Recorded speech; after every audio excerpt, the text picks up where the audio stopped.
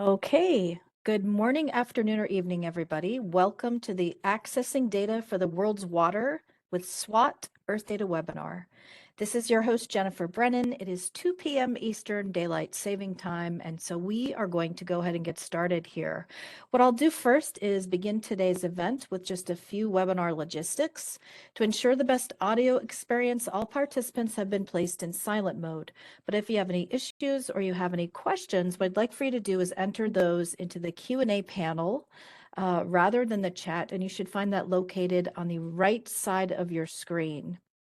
Okay, if you don't see it, there are 3 dots at the either bottom middle or bottom right of your screen, and if you select those, that will pull up a menu for your panels, and then you can select your Q&A panel. All right, today's webinar is being recorded. The recording will be posted both to the NASA Earthdata website as well as to our NASA Earthdata YouTube channel within a week of completion. But usually I have this done within a couple of days. Once completed, I will send an email to all registrants with the recording links and also with a link to the presentation slide deck used within today's webinar. As far as timing is concerned, today's webinar will be 1 hour long with 45 minutes allocated to the presentation and live demonstrations. After that, we will follow with a 15-minute Q&A period. And depending on the volume of questions we receive, we may extend the Q&A session an additional 15 minutes from end time, but we will have a hard cutoff of 3:15 p.m. During today's webinar, we will have 2 speakers and 2 question and answer period panelists. Our first speaker is Dr. Cassie Nichols. Cassie is an applied systems engineer at NASA's Physical Oceanography Distributed Active Archive Center, or PO.DAAC. She will begin today's webinar with an introduction to the surface water and ocean topography mission, and an overview of both the hydrology and oceanography SWOT datasets. From there, we will transition to our second speaker, Celia O. Celia is a data publication and applied science systems engineer at NASA's PO.DAAC. During her presentation, she will go through a series of SWOT data discovery and data access demonstrations, beginning with a quick Earthdata search data discovery demonstration, followed by a HiTIDE SWOT subsetting demo. After she has finished with her demonstration, what we'll do then is we'll toss it back over to Cassie for a Jupyter Notebook AWS Cloud Access demo. Once the demonstrations are finished, Cassie will speak to the PO.DAAC Data Cookbook, as well as other data learning resources. And then after both of our speakers have finished with their presentations, at that point, we will transition to the final optional polls and to the Q&A session. During today's webinar, we have 2 question and answer panelists, Dr. Catalina Tagliatella, who is the Applied Science Systems Engineering Team Lead at NASA's PO.DAAC, and Jack McNeilis, who is a Scientific Applications Software Engineer also at PO.DAAC. I just want to provide a quick note about the question and answer session. We will try to address all of the questions within the time allotted, but if we are not able to address your question during the Q&A, our speakers will be able to follow up with you offline. With that, I am going to stop sharing my screen and introduce today's first speaker, Dr. Cassie Nichols. Cassie, so if you would just bear with me for a moment and I will toss you the presenter privileges. All righty.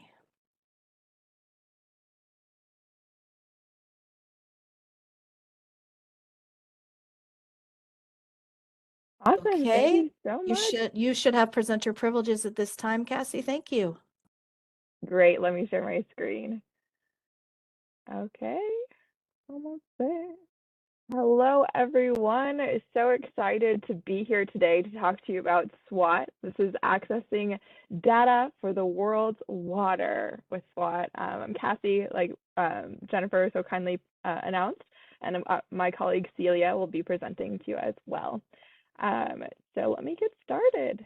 Introduction to PO.DAAC. PO.DAAC is the Physical Oceanography Distributed Active Archive Center. That's a mouthful, but all you really need to know is it's one of 12 discipline-specific data centers, and we're the archive for oceanography and then also terrestrial hydrology data. So if you see your favorite mission on this side here, awesome. But today we're going to be talking about SWOT. So PO.DAAC is the NASA Data Archive and distribution of the SWOT mission data. What is SWOT? I put this slide in here because I was like, oh man, I need to remember to spell out the acronym. The Surface, Water, and Ocean Topography mission. Here's our beautiful little logo in the corner. I think it's very nice. SWOT launched in 2022. I was there. I had the privilege of being there. I felt the sonic boom in my heart. If you ever have a chance to go to a launch, please go. It's amazing. But what does SWOT do? SWOT measures global ocean surface topography and land surface water extents and elevations with pretty great accuracy using interferometry technology. So that means there's applications for the ocean, for hydrology, and along the coast as well. You're seeing a artist's rendition of how SWOT will capture like a swath over the panhandle of Florida. So we have ocean data, coastal data, some lakes and rivers in here as well. It's a 21-day orbit cycle, so an average overpass of 2 observations per location per cycle, but it varies based on the location in the globe. And we have coverage almost globally between 78 degrees north and south. Okay, now this really beautiful image that a colleague of mine put out. This is showing the sea surface height anomaly, or SSHA, from SWOT's K-band radar interferometry, or CARIN, and this is over one full 21-day cycle. These 2 images side by side show the same field but different perspectives, and this is showing you the oceanography portion of the data, which is so beautiful. You can see all the detail, and this is in actually 10-kilometer resolution over the ocean, which is unprecedented. Yeah. Okay, and as you can see here, it'll cover up every last little spot as we come along here. Let me go next. Oh, it started over. Let's do the next one. Okay, and then here we have the rivers that SWOT sees. It's here's the rivers for all 21-day global cycle. This is water surface elevation that we're mapping here. And you can see here it's rivers greater than 100 meters, and that's really exciting for a global data set. We also, if you zoom in, we have this raster product that's showing the confluences of the Ganges, Brahmaputra, and Meghna rivers in Bangladesh. These are South Asia's biggest rivers, and together they flow to the Bay of Bengal. And flooding is guaranteed pretty much every year within the monsoon season. And look, SWOT is capturing that flooding, which is very important for so many different applications. So let's dive into a SWOT data product overview. Just for your information, your knowledge, this is what it's measuring just for hydrology simply. So we have over here the SWOT satellite, very beautiful, and it's capturing the height, the width, and the slope measurements from space. And with those 3 parameters and some estimation of roughness and river bathymetry, people can back out discharge. So you'll be able to see discharge from space. Well, okay, the measurements from space derive discharge, which is really exciting. And then over lakes and reservoirs as well, we have height 1 here. So first time it passes over, we get that height, and then we get the extent of a lake or a reservoir. And then second time it passes over, we get height 2, and then that extent number 2. And if you subtract those, do a little bit of geometry, we have volume change, which is also going to be in the data products. So the future derived products will have that river flow, which means discharge, and then also lake or reservoir volume change. And all of this is for rivers greater than 100 meters wide and lakes greater than 250 meters squared. Okay, so let's dive really deeply into the SWOT Level 2 products. I'm going to be talking about the hydrology relevant products, and then I'm going to pass it over to my colleague Celia to talk about the oceanography relevant products. And this is a mouthful right here when you just look at like, whoa, Cassie, slow down. That's a lot to take in. I'm going to go one by one in each and every one of these so that people have a better grip. But just so you know, the products up here are used to derive the different products down below. So this is an order of derivation right there. Before I dive into that even though, there's still more things to talk about. So spatial extent formats for each of the different data products is a little bit different. So there's some data products that are in the SWOT, so like a half globe orbit track around the Earth. So that's in yellow right here. That's all SWOT right there. And then we have tile, which is a 64 by 64 kilometer squared half SWOT width. So some products are within the tiles in green that you see here. And then some products are within scenes. So that's 4 tiles combined together, georeferenced, and it's full SWOT width. So you see red right there. And just for your future reference, as you're looking to download SWOT data, you're like, why is it different? Like, why are the numbering systems different for tiles and scenes for different products? Well, scene number times 2 is equal to tile number. Amazing. That's a handy dandy trick that I really use a lot. Okay, and then some file naming conventions here. We have a great amount of tips and tricks in our PO.DAAC cookbook right here. So if you don't get anything from this other than, hey, if I want to go find out more about SWOT data, go to this resource. Yes, this resource is amazing, the PO.DAAC cookbook. But right here, we're just showing like products and what it's organized by. So the River SP and Lake SP products that are shape files are organized by continental level SWOTs, and it shows you the naming convention of the file. So it has like the path number and the continent code that it's at. And the same can be said for the rest of the products as well. Okay, the first one, SWOT level 2, HR, PIC-C, Net CDF, amazing. Basically what this is it's a point cloud mask of water pixels or pixel cloud. And this is in the tile spatial extent format with select variables like geolocated heights, backscatter, geophysical fields, and it has flags. So this is a bigger tile version of it. This is a ton of different points right here that are like water, no water. This is just telling you where water is and the height that we're getting. And so if you zoom into one river right here, this is what it would look like, for example, river pixels. And this is the Colorado River near Austin, Texas. Yes, there is a Colorado River in Texas. It's not the big famous one. This was news to me too.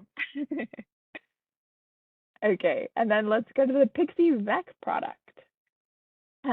So this is derived from the Pixel Cloud product, and it's auxiliary info for Pixel Cloud product, indicating water body pixels are assigned, which water body pixels are assigned to what. So it's kind of condensing right there where the water body pixels are, also in that same region. This spatial extent is also a tile, and it's height constrained pixel geolocation after reach or lake scale averaging. Okay, next, the raster. SWOT level 2 raster product. This is also a net CDF. What this is geographically fixed rasterized water surface elevation and inundation extent. So 4 tiles of the previous ones make up one scene of this product. So the scene is 128 by 128 kilometers squared. And the variables that you'll have in this raster product is like water surface elevation, area, water fraction, backscatter, geophysical information. And there are actually 2 sub-collections that come with this product. So it splits off into 100-meter resolution and 250-meter resolution. So if you're just searching an Earthdata search later, like Celia would talk about, and you just do the SWOT level 2 raster, you'll get both of these intermixed with each other. But if you want to be more specific, you can give these sub-collections as the short name instead, and that could help you narrow down your search. Okay, great. SWOT level 2 River SP. And this is in a shapefile format, which is different than the previous 3. And what this is vectors of river reaches And a river reach is basically a 10-kilometer long stretch of river. And then nodes, which have 200 meters spacing between each as basically like a point in the river in this prior river database that SWOT has. The extent format is the continent scale SWOT. So instead of getting full-blown watershed information for this product, you'll just get a stripe of the SWOT vector data over your region. So this is one of the passes over the United States. And we have a zoom in to this reach file right here, and then the node file with points along the side. And this will give you water surface elevation, slope, width, and then in about a year, you'll also have derived discharge in this product. The algorithms team is working really hard because this is new technology, and they are deriving that discharge like I mentioned earlier. So the sub-collections for this are the SWOT Level 2 River SP reach or the node. So depending on if you want full-blown reaches or just the points of the nodes. Okay, lakes. So this is basically the same exact thing as the rivers earlier, except for lakes. And so this will give you a shapefile of vectors of lakes in a prior lake database. Those lakes look like this, for example. And then also detected features that are not in the prior river or lake databases. Continent scale swath is what it is, and you'll get water surface elevation, area, and then that derived storage change. So these sub-collections come in 3 different categories: observed, prior, and unassigned. And these are a little bit more difficult to innately get, so I'm going to show you guys a picture to hopefully straighten some things out. So we have observed here in orange, and then prior in blue, and unassigned in these little gray splotches right here. And then this picture shows everything all together. Basically, you ask, Cassie, what's the difference between the orange and blue? That seems very, very similar. Yes, it does. The main difference that I want to talk to you guys about is, do you see these little lines here in the blue that are cut up a little bit, making these different features a little bit individualized? Well, we have a scene here where in the prior lake database, this little portion right here is identified as its own lake. So sometimes this is not connected to each other. So the observed actually has it so any features that are connected to each other are connected and there's no division between the features. Whereas in the prior, it's holding true to those like, oh, this specific area usually has its own specific ID. So let's cut off the different sections so that for a time series purpose, I want to know about this one tiny little lake. Okay, sometimes it's connected to others, sometimes it's not. Let's isolate that feature. So that's what's going on in the prior lake database. And then the storage change product is only going to be in that prior as well. It's not actually in the observed for those purposes. And this is just Medicine Lake, Montana, just an example. And then we have the unassigned link. So the random things that show up as water bodies that you're like, huh, what is that? Is that a lake? Is that something that's not a lake? Yeah, just if SWOT sees like, there's something right there that's not in the observed or prior lake database, we're going to flag that and make our own little lake right there. Okay, and then 3 more. Level 2 HR river average. So this is basically a cycle average and aggregation of the river pass data within predefined hydrological basins. So those of you that like to do basin studies like watersheds, big scale, this might be the product for you. Like I said earlier, it's a 21-day orbit cycle. And so what this does is takes the average over the 21-day observations and assigns it the value for each river reach, which is, again, a 10-kilometer section of the river. And then we also have the lake average product, which does the exact same thing for lakes. It's a little bit more consistent than the other products. Right now, we don't have any of these released, but they should be released soon towards the end of the month. Okay. And then the level 2 HR FPDEM. is a NetCDF, and what this is a floodplain digital elevation map in raster format derived from multiple cycles of SWOT acquisitions. This is going to be about a 50-meter resolution, and it will provide height and a quality flag for each pixel. And this one is going to be available in about a year, so 2 years after launch. And with that, I'm going to toss this over to my colleague Celia, who will present on the oceanography relevant SWOT products. Great, thank you, Cassie. Okay, Celia, you should have presenter role at this point. All right. Thank you, Jennifer. Oh, shoot. All right, so now, as Cassie went through the hydrology related products, I will go through the oceanography relevant SWOT products. These are listed with the short names in bold. The first three are radiometer products, and they're listed in order from the shortest latency to the longest latency. Next, in the same order, are the nadir altimetry products. And last is the L2 LRSSH or Karen Sea Surface Height product, which is the newest to the oceanography community, and it has the highest spatial resolution of all the ocean products here. And all of these oceanography products are in NetCDF format. So I will go through each one in more detail now. First are the three radiometer products with the short names SWOT L2, RAD, O or I, or GDR. These are the radiometer brightness, temperature, and troposphere correction data product. And GDR stands for Geophysical Data Record. O stands for the operational latency, and I stands for the interim or slightly longer latency. And the image on the right shows some of the orbits of the satellite, highlighting the nadir track. And so the spatial extent of radiometer data on the nadir track, the radiometer is provided in two sets because there is one radiometer to go with the left side of Karen instrument and a second one to go with the right-hand side. Key variables for the radiometer product are the radiometer wet troposphere correction. Next is the SWOT L2 NALT OGDR, or the nadir altimetry operational geophysical data record. So as this is the operational one, it is the shortest latency of the nadir altimetry.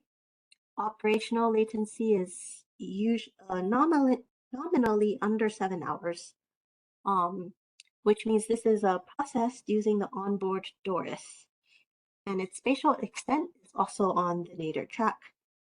The key variables are sea surface height, SSH, anomaly, and significant wave height, or SWH. This product can be separated into two subcollections. The SSHA subcollection, its short name ends with SSHA. This contains the reduced type of file, and reduced file means it only contains the SSHA variable and its related variables at the 1 Hertz sampling rate. Second subcollection is the GDR subcollection, ends in GDR, and it has standard files, which means it contains even more variables than the reduced one. And it also contains, it doesn't just contain the 1 Hertz sampling variables, but it also contains 20 Hertz sampling variables. Next is the IGDR, or Nadir Altimetry Interim Geophysical Data Record. It's also on nadir track and has the same key variables, but this one is in 3 different subcollections. First two are the same as the SSHA or reduced files and the GDR or standard files. Last one ends in SGDR, which is like science geophysical data record, and these are the expert files. It contains the same key variables of SSHA and SWH, but it has even more extra variables than the standard files. Last, for the nadir altimetry is the SWOT L2 and Alt GDR, or the nadir altimetry geophysical data record. This is the longest latency, which is about 90 days, and it is processed with different auxiliary data and uses the POE, or precise orbit ephemeris.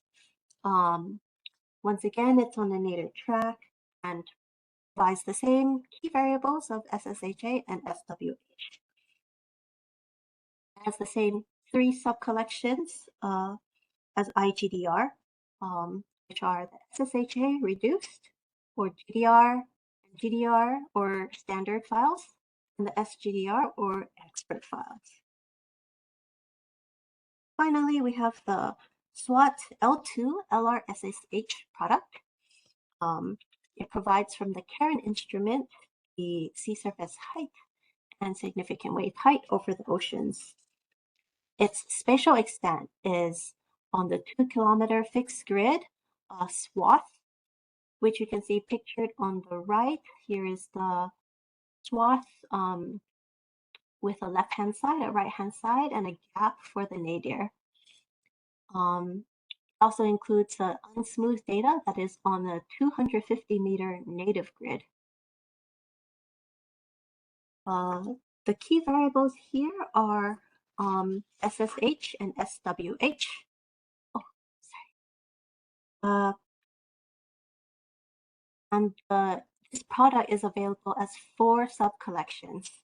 The first sub-collection is the basic, which features only the SSH and SSH anomaly variables, plus other related variables and flags to those. In contrast, the second sub-collection, wind wave, only has significant wave height, SWH, and wind speed, and their related variables. Now the third one is expert sub-collection, which includes both basic and wind wave. So it gives you both SSH and SWH, and it adds even more extra variables. So these first 3 are all on the same geographically fixed 2-kilometer swath grid. So that every time the SWOT comes back to the same location, to the same path, different files are on the same lat-long grid. Every time it's on the same location. Now the last sub-collection is a different spatial extent format. It is the unsmoothed sub-collection, which is on the 250-meter native grid. So this grid, its locations differ by just a little bit every time SWOT returns to the same spot, because it's giving you the actual locations. And the data for this sub-collection are also separated into the left and right sides of the swath, and it only includes SSH and sigma naught variables. It contains different variables than the first 3 sub-collections. Now that we've introduced all of the L2 data products, let's talk about quality flags. With SWOT bringing these novel data products and with so many different data variables, we really encourage users to take note of the quality flags. So in this slide, we show a snapshot of the introduction to the quality flags on our website, SWOT. Link to the SWOT section, the PO.DAAC Cookbook. The link to the SWOT section of the cookbook is at the bottom of this slide. And this page lists the different product short names and also lists the general rule that you can use to identify a variable's quality flags. Like the overall quality of a river reach is reach_Q. For water surface elevation is WSE_Q _qual. Then the page lists some different values and meanings that these quality variables can have, but it's not a complete list. Some of these quality variables are integers and some are in binary, and can have lots of different meanings coded bitwise. So to understand these flags, I recommend that you use this page as a cheat sheet or a shortcut. But to really understand the quality flags, you should dive into the original documents, the product description documents, or the PDDs. So where can you find the PDDs? They are on the PO.DAAC SWOT mission page. URL is below, and you need to click on the left-hand tab called Datasets Information in order to see this table of datasets and their overall information, with the PDD circled on the right. So the link is in the QR code and below. You can stay informed on the different SWOT products on this page, and you can also subscribe to the PO.DAAC mailing list here. Now, I want to point out the most recent product release, which includes all the data products that we introduced here. This is the March 6th SWOT data release, version 2.0. And you can tell the data came from this release because on the right-hand side, all their listed short names contain all end in 2.0. So we encourage users to go to the release announcement, which is linked at the top. And from that announcement, find the link to the official release note came with the data. You can also find the release note in the documentation listed in each dataset's landing page. This release note was recently written by NASA and CNES, so it's very official.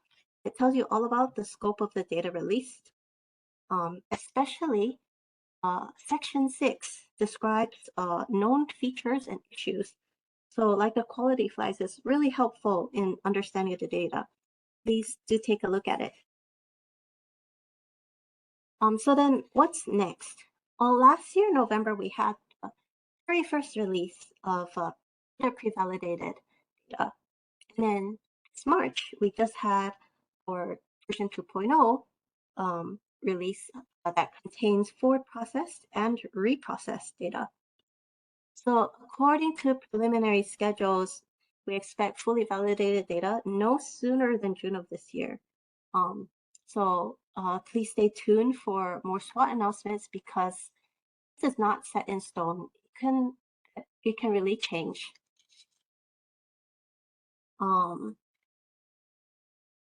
Now I'll give you a tour of the dataset landing pages at PO.DAAC and how to access the data from here.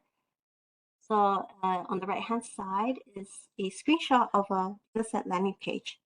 First, you'll see a information tab, and this tab contains key information, especially the short name highlighted in yellow. Another important tab is the Data Access tab. And on this tab are download and subset buttons. There's also links to direct access and some direct S3 access information listed. If you click on one of these buttons, like the download button, it'll display more information. For the download button, it shows example commands that you use with the PO.DAAC tool, the PO.DAAC data subscriber. And you enter these commands in the command line, and the tool downloads the data for this data set for you.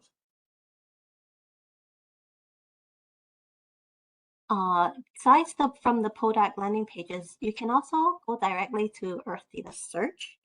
The URL is at the bottom. And in order to download from Earthdata search, you first need to log in with your Earthdata login. So like in the search bar, you can type in SWOT HRL2, and it'll display different hydrology datasets. Here's an example for SWOT L2 HR data. There's a special search feature. So in the search bar in the upper left, just below it, you go to the right-hand icon, and this brings up a search by feature. You can search by hydrological feature like river reach or HiTIDE. So in this example, we're using a HiTIDE, and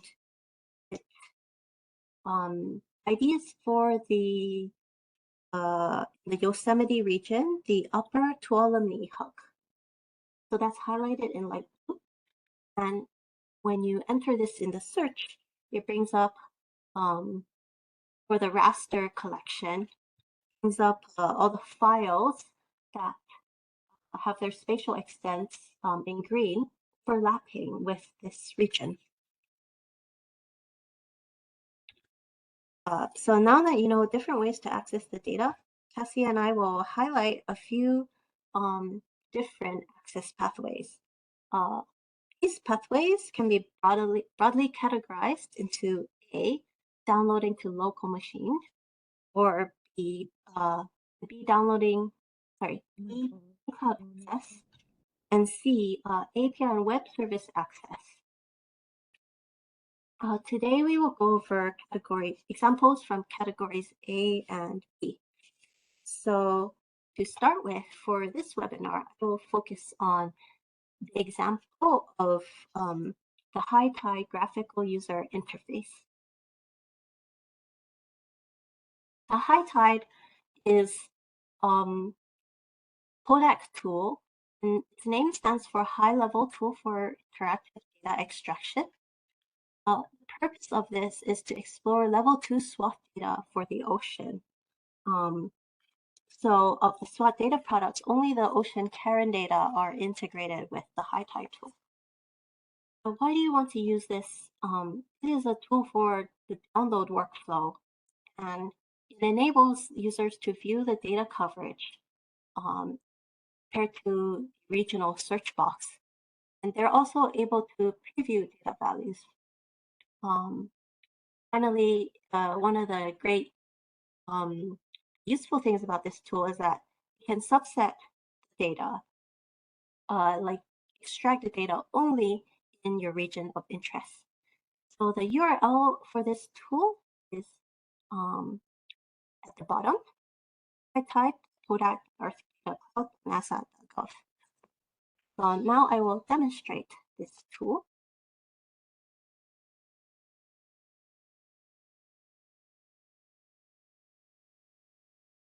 So first in your browser, go to the URL HiTIDE.PO.DAAC.earthdatacloud.nasa.gov. You can just go through a tutorial. You can click continue to HiTIDE, which we will do here. In the upper right-hand corner, you should need to log in to your Earthdata account. And near the top, there are 3 tabs, which shows you the 3 stages of using HiTIDE, which are search datasets, granular selection, and downloads. Here's an example of downloading SWOT data. First, in search datasets, use the calendar button to select the time range. You can type in the date,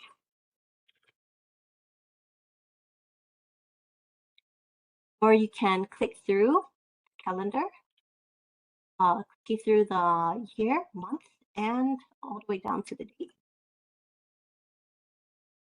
Click apply. Next, you can use the select region button to pull up the spatial selection, where you can type in coordinates or draw a bounding box. So I'm drawing a bounding box in Southern Hemisphere. Clicking apply. So now HiTIDE has narrowed down the list of data sets that matches these 2 criteria. Now I will select SWOT L2 LRSSH expert dataset. Click select and preview granules. You can see in the top that we've moved to the granule selection stage. clicking on this collection will expand the list of granules. Above this list, there's an option to further filter down using the file name or filter down by a second time range. And to the left of the list, you have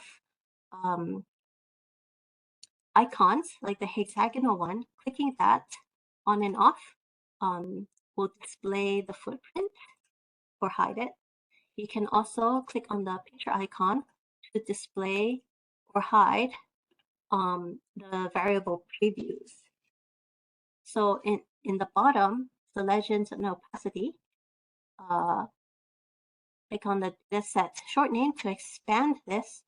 You can turn on and off the different variables. We'll turn on the SWH caret. Now at the bottom, there's a button saying add matching granules. Clicking this will add all of these granules to my downloads request. It can take a longer time if there's a lot of granules. If I want only part of this list, I can click and hold the control button, click individual ones. I can hold the shift button to hold select a range. Then I can right click for what I've selected and click add selected granules to downloads. And so then you can click at the top to move on to the download stage.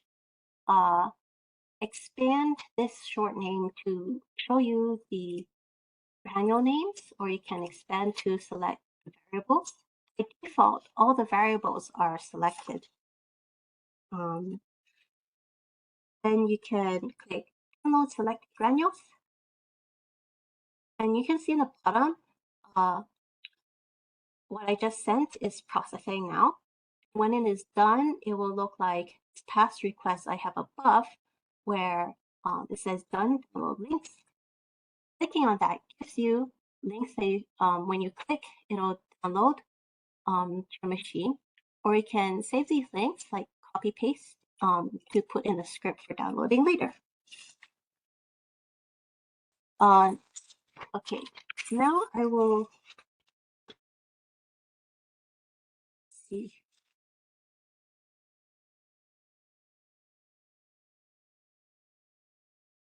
So that is the end of that demonstration. And now I will hand it to Cassie for an in-cloud access example. Thanks so much, Celia. Let me start sharing again.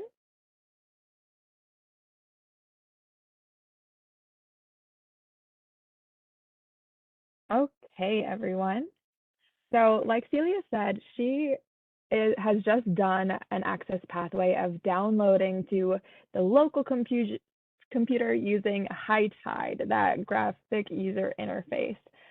Well, I'm going to show you a different way of accessing SWOT data purely in the cloud. So programmatically using a Python Jupyter notebook, you don't have to use a GUI at all, but you can. So there's lots of different ways to do this sort of thing. So it's not exhaustive, and I want to make sure that everyone knows you don't have to be in the cloud to use SWOT data. But using SWOT data in the cloud can be super, super helpful for your needs. So let's dive into a Jupyter Notebook demonstration in the AWS cloud. So right now, I'm in my cloud instance in this. It looks like your regular Jupyter Lab situation if you're used to working with Python and Jupyter Lab environments. But this is just my instance of my cloud spinning up. This is where I go when I want to use cloud computing resources. You can set this up yourself through lots of different mechanisms. Check out your institutions or the free channels out there to learn more about it. But let's dive into how I access SWOT hydrology data in the cloud. And this notebook is also in the PO.DAAC Cookbook, which I'll talk about more later. Oh, am I not sharing my screen? Someone said, can anyone see you? Okay, people see can see my screen. screen. Great. Yes, Thank we can you. see your screen. Sorry. Okay, so we have learning objectives here, and this notebook itself dives into 6 different hydrology dataset products. Celia showed you some oceanography things, and now I'm going to go back to some hydrology things. So libraries needed right here. We'll just kick it off easy. And we have Earthdata login. So Earth Access, I want to give a plug right here. This is my favorite Python library. I'm not biased at all, even though my friends made it, to help you facilitate access to any NASA Earth data. So not just SWOT, but any NASA Earth data.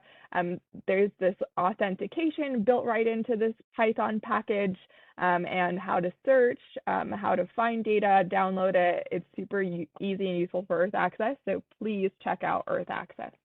But right now, I just did my Earthdata login, because you have to in order to access NASA data programmatically. And let's do some river vector shapefiles. So what I'm doing here is I am going to search using Earth Access again for the short name SWOT Level 2 HR River SP 2.0. So 2.0 is the latest data release, just like Celia talked about.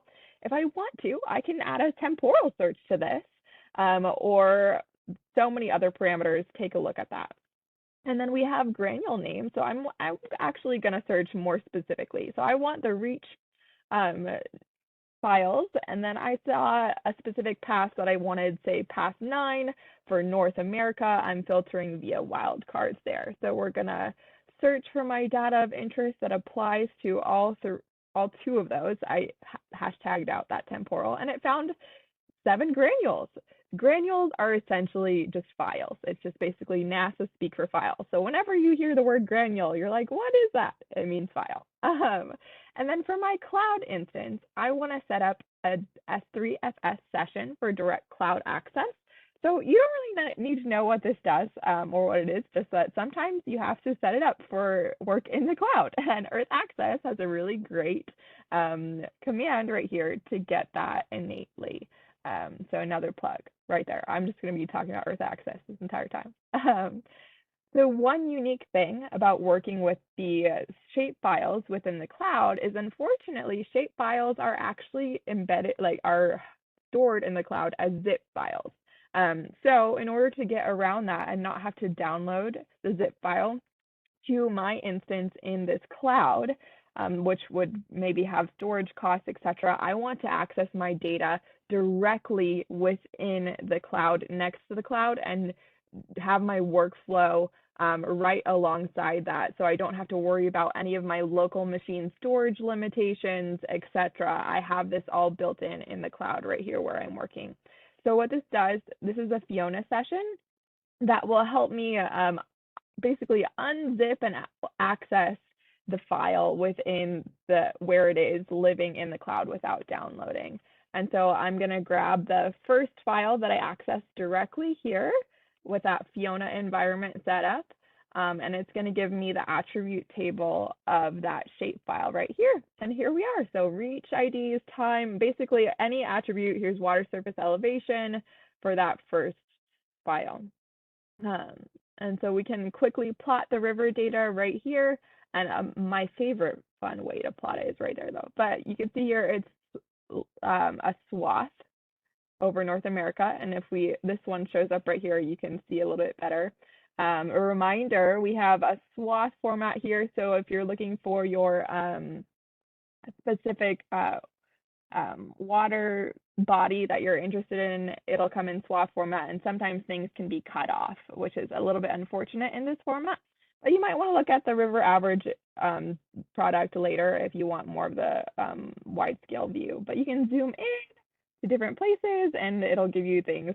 Lots of, as you can see here, discharge is not available right now. We have those fill values for discharge, but that should be available in about a year. So that is for the rivers. I'm not going to go into every single data set, but this notebook is available for your perusal. And it's not just in the cloud. We also have a local version of it. So I'm going to go down to the raster. You can just see all of the rendered versions of the previous ones below, but here's our raster. Okay, so raster results, again, Earth access. This time I'm searching via the short name right here. Granule name, I'm filtering by 100 meters. You could also do that sub collection right here. I just didn't have time to update that. And then we're searching by bounding box. Say I want a bounding box of a specific lake. And then it'll tell me how many granules or files that I have, 48. And let's open up that first one right here. And this is Xarray. Xarray is super helpful for netCDF files, not shape files like previously, but it shows me my X and Y coordinates, my different data variables, and I'm like, huh, what's WSE mean? I could go, oh, not that one, this one. I could go right there and have, oh, water surface elevation above geoid. That's what it means. Here's the valid-min, valid-max. It's really great for looking at the metadata of the variables. So we can plot that right here using HVplot, which I really enjoy, that Python package as well. And it shows up the raster formats and what everything's viewing. Right now, you're seeing data without the quality flags on top of it, which is okay, but definitely look at the quality flags that Celia pointed out later to mask it and make it look a little bit cleaner. So maybe you can see these rivers a little bit better in this side over here, which is exciting. Okay, so let's go back to our slide deck. So resources and tutorials. I've been mentioning, and Celia has been mentioning the PO.DAAC Cookbook SWOT chapter for a very long time. I want to explore it with you guys so that you have this resource. So if you want to, you can take this QR code right there or go to this link with me, and I'm going to show you what we've got for your perusal. I'm going to go back up to the top. Okay, so you have a background, SWOT data resources and tutorials. How do I search and download? How do I use a GUI to download? Right there. How do I search programmatically? Here we go. Search and download via Earth access. You want to search with the unique stored river reach ID? Right there. HUC code? Right there. And then we also have command line using our PO.DAAC subscriber downloader examples. And then if you guys are curious, like, oh, what time will SWOT pass over my region? We have links right here that CNES developed a binder application to just launch and show you when SWOT will pass over your particular location, which is very handy. Thank you, CNES partners. We also have SWOT spatial coverage saying you're like, oh, what's the tile and scene over my region? Well, you can download this CAMZ file and open it up in the Google Earth desktop application, and here it is. It'll show you what tiles and scenes, past tile and scene, are for your location. There's also like a seasonal mask here. Sometimes there's locations that, and I think there's a question in the chat about Canada.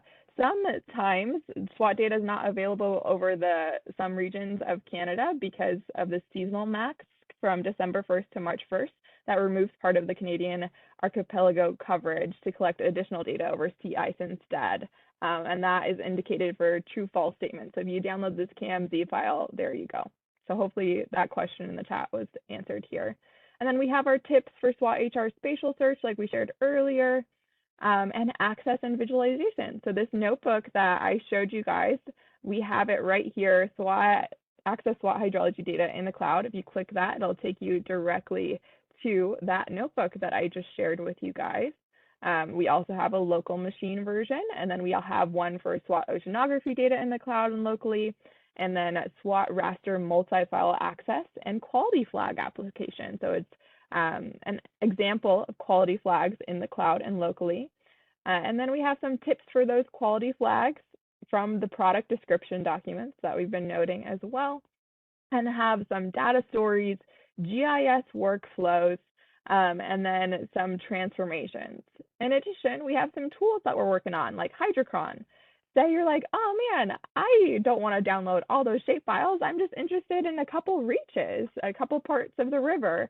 Can I get a time series for that? This API that we're developing does that for you, so please look into it. And then we have Swaddler, which is a system for generating on-demand raster products from SWOT level 2 raster data with custom resolution. So you don't like the 100 meter or the 250 meter. This is a way that you can have that for your purposes. And then I want to highlight, we have a slide deck presented at the SWOT Science team by Curtis Chen. And it's features of Karen data that users should be aware of. So if you have those nitty-gritty questions about the science, I would point you to this slide deck because we focus a lot about data access right now. And here's some priority databases and different workshops that we've hosted in the past. Okay, almost there, almost done, everyone. Here's a big summary slide that has everything that I just talked about, but for your links, you can have access to this presentation and just dive into those links. And with that, thank you so much. We so appreciate being here, and we're ready to answer any questions you have. Let me toss it over to Jennifer to facilitate that.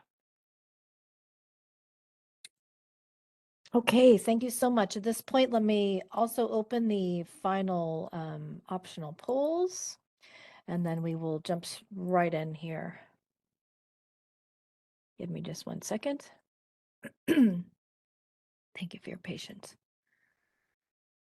Here. All right, let's open the poll. You should see the poll opened. Okay, what I am going to do first is tackle any questions that were asked in the chat, but perhaps did not receive a response, okay?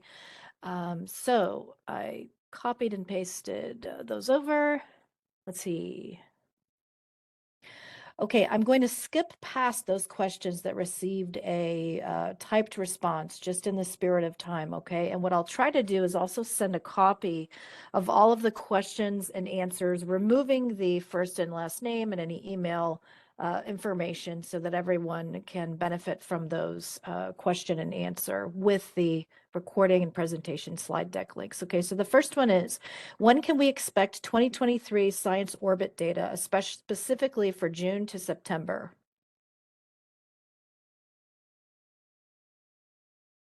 I'm going to let Jack take that question. He's our data lead. Thanks. Yeah, I had to think about that one for a moment. So Science Orbit products start from, I believe, September 7th is when our first products from Science Orbit are available, and that won't change. I believe the satellite was just in a position to begin collecting those products around August 23rd of last year. So there's a period between July 10th and around August 23rd when the satellite was moving from its calibration orbit into its science orbit, and we won't have any products for that period, which I believe coincides with your question. Okay, well, thank you so much, Jack. So our next question is, and then I'm going to hop straight down to the Q&A. Any best coding packages you would suggest for converting the PIXC NetCDF to a TIFF? Ooh, probably GDAL. Jack, is that yes? Sure, that would be the tool I would use, but I don't. It depends on how you're going to use the PIXC product and which variable. I'll check out the product description document to confirm whether or not TIFF is even a suitable format for the data you're interested in. Okay, and if one of our panelists could put a GDAL link in the chat, that would be fantastic, and I greatly appreciate it so that I can move forward with the questions and answers here. Okay, so the next question is, are there plans to provide high resolution, approximately 10 to 20 meters for river bathymetry? Right now, no. It would be very difficult to get 10 to 20 meter resolutions. I think I've seen as low as 50 meters, but bathymetry is not measured via SWOT. Yeah, bathymetry is separate. There's estimations in the discharge algorithms that are working that out. SWOT, again, only measures the height of the river, the width of the river, and the slope of the river, and then a bunch of amazing scientists come together and calculate that discharge with estimates of bathymetry. Okay, well, thank you so much, Cassie. One of the questions is, will the slides be available for future reference? Yes, I will follow up with all participants and registrants. I will send out a link to both the recording as well as to the presentation slide deck. Okay, of course, you're very welcome. All right, so now let's jump into the Q&A, and I'm going to, so I can see a little bit better, close the chat for a moment. If my backup host could keep an eye on that, that'd be really great. Okay, so let's see here. I'm going to have to scroll down. Give me just 1 second. Some have been answered. Okay. I do not believe this has been answered yet. So the next question is, what is the expected accuracy of river discharge products from SWOT? What physical or technological limitations may affect this discharge product error from one location to another? Y'all are hitting me with the hard ones. This is good. So I think the SWOT scientists would do a much better job of answering this question. We focus a lot more on like data access and the little tips and tricks we know, but discharge algorithms are out there. So there's like a whole suite of them, like 6 of them, that have different estimates of uncertainties. There's a ton of papers out there to look into if you're curious. I think a lot of them are open access. So you should be able to look. If you literally just look up SWOT discharge algorithms and you want to dive into the nitty gritty, there's a ton of different papers out there that compare and contrast the uncertainties there. There is a one discharge product that is the what's it called? Oh man, my brain is spacing. The one that grabs all of them and says, okay, let's put them into one discharge product so people aren't using the other product. I don't know. Catalina, you helped me with this word before. An ensemble. That one. An ensemble of discharge models. Yes, that one. Provide the official SWOT discharge product.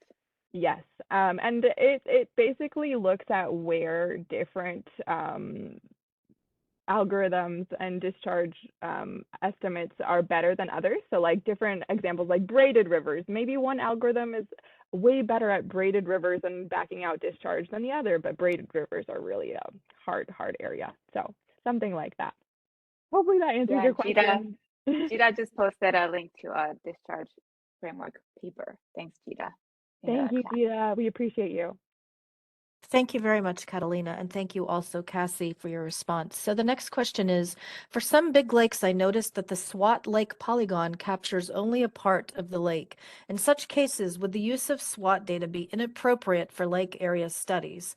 Perhaps along the same line of thought, what is dark water with respect to SWOT data? So there are actually several parts to this question. If you like me to reread it, I can. So again, the first part is yes, the user noticed the lake polygon. Okay, the second part is in such a case, would the use of SWOT data be inappropriate for lake area studies? And then finally, along the same line, what is dark water with respect to SWOT data? Great. Thank you. You're welcome. So the first one, you might notice a lake being cut off because of the swath aspect, the swath extent of the data. So if your lake lies on the edge of a swath, then you'll only have observations for that part of the lake. But the lake average product gets this a little bit more consistent. So the lake average product looks at the entire basin and then averages out over that 21-day period. So if you're okay with an average over the 21-day period having that extent, that would be helpful for you. And my brain is not computing about dark water right now. So anyone else remember dark water? I know there's a lot of slides in there about it. You might be able to find it in towards the end of the presentation. You pointed to the cookbook and Curtis's slides for known issues. You might be able to find some dark water points there. Yes, there's if you still can't find your answer, the Earthdata forum, ask us there and we can follow up with you. Thanks, Catalina. And I think there's too an option to follow up offline as well, if needed. So I can place the link to the cookbook as well as to the slide deck in the chat again in just a moment. The next question is, let's see here. I see that it has a vertical precision of 10 centimeters or better. What does SWOT do if it observes in the same frame a variance of greater than 10 centimeters? This is a technical question beyond my knowledge. Anyone here know? Please put it in the chat if so. We can ask the science team later and get back to you. I think that's a good approach, and thank you. All right, so moving on to our next question here. Let's see here. Okay, can SWOT provide discharge data for ephemeral streams with limited width, less than 20 meters, for example, and depth? And what's the approximate width limit for which SWOT can produce discharge data? So it won't be able to get discharge for 20-meter streams likely. The requirements are 100 meters wide, but we've seen estimates about like 50 meters wide, 50 to 100 meters is what other people have been saying quite a bit. So I expect to receive discharge for about 50, the lower bound, maybe 50 meters. But that, again, the requirement's 100, so for sure 100, but we're hoping 50. Okay, thank you. And I apologize because I did see that you responded to that in the Q&A. All right, so let's see here, moving down. I'm just trying to identify those questions, and I'll hop back up to the chat in just a moment as well I think there have been additional questions that have been posed.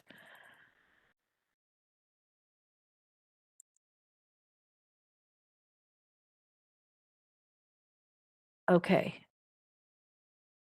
Okay, so let's see here. The next question is, I do not believe this has been answered, but it's possible that I haven't scrolled down far enough and one of the panelists has. Could you provide a reference to public studies which have confirmed the 10 centimeter accuracy and elevation over inland water targets or of different widths, including approximately 100-meter rivers?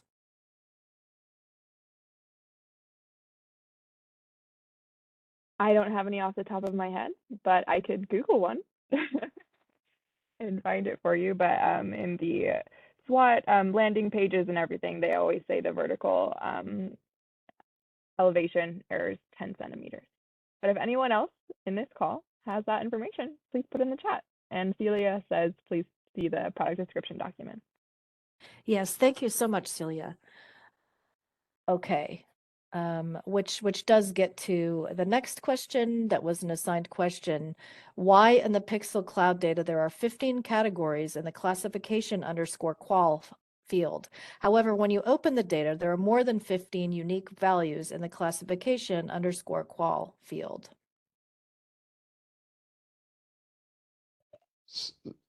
I'll take this one. The short answer is that those 15 quality classifications you're referring to, the unique values within that variable store the combinations, each unique combination of those 15 quality classifications. And that's how all the quality flags work for the SWOT data sets. So I believe there's a tutorial in the cookbook that shows you how to unpack that information. Okay, thank you very much, Jack. Okay, so the next question is version 2 of the surface water product the final SWOT data product processed by JPL? No, there will actually be a validated product coming out after the validation meeting in the summer. So be on the lookout for that. Right now, this is considered pre-validated, though I don't think it will change super drastically. Okay, well, thank you so much, Cassie, and thank you, Jack, for the response to the last question. The next question is, what is the best way to understand granules? Are they created with the subsetting? Are they based on time range? Granules are, oh, go ahead, Celia. Oh, I was just typing out to this one. Granules are a NASA speak for individual files of a data set. And depending on the data set, these files can be, organized by one file per pass of the SWOT orbit, or it can be a fraction of a pass, or yeah, it can vary. Well, thank you very much, Celia. I really appreciate that. So let's see if I'm just going to jump back up here to the chat if you don't mind and see if I have missed any additional questions that have not been answered by our speakers and panelists. So bear with me if you would. Okay, what about?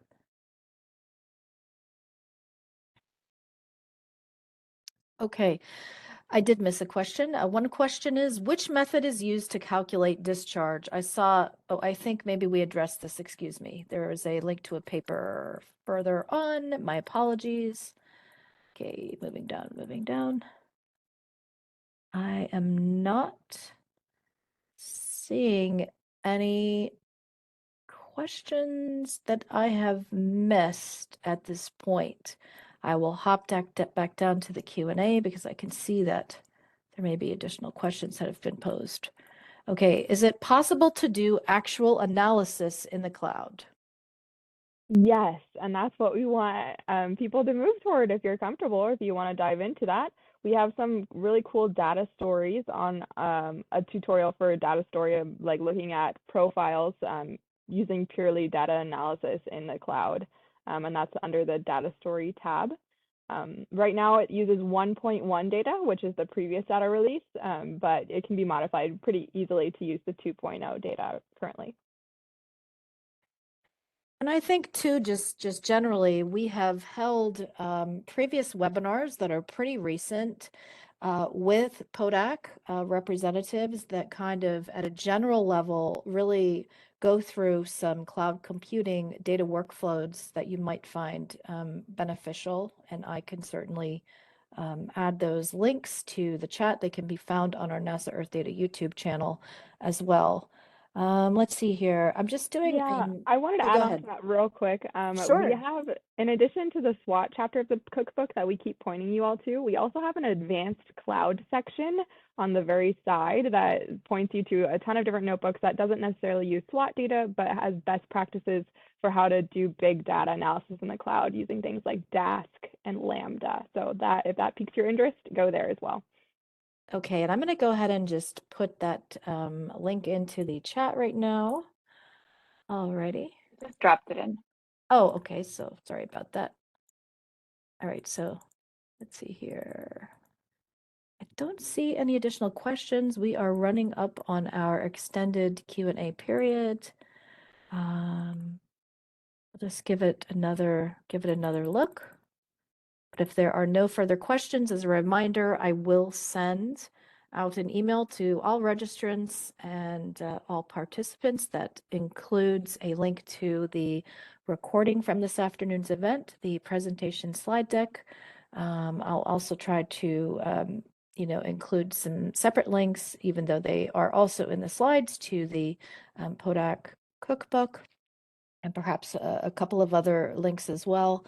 And the question and answers from the log for that from this event as well. Oh, I do see another.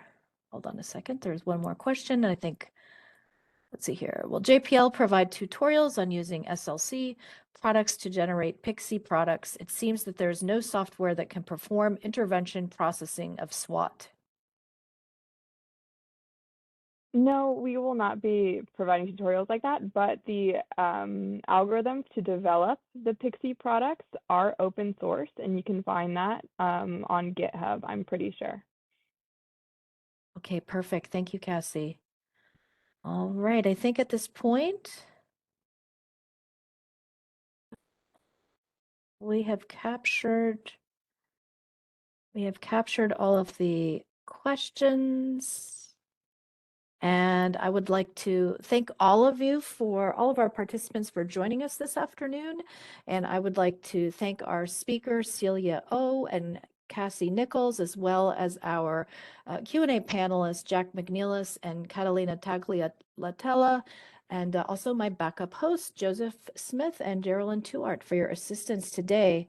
Our next webinar is actually next week, and we will be focusing on an introduction to PACE, data sets, services, and tools, the expected products. So thanks so much for your time this afternoon. And at this point, we'll log off from the audio component, and I will leave the virtual meeting space open just in case you think of something. I will then be able to forward all of the questions and the chat log to our speakers and panelists, and they can certainly follow up with you offline. All right, thanks so much, everybody. With that, have a good morning, afternoon, or evening, and we hope to see you online at an upcoming webinar. All right, take care, everybody. Goodbye now.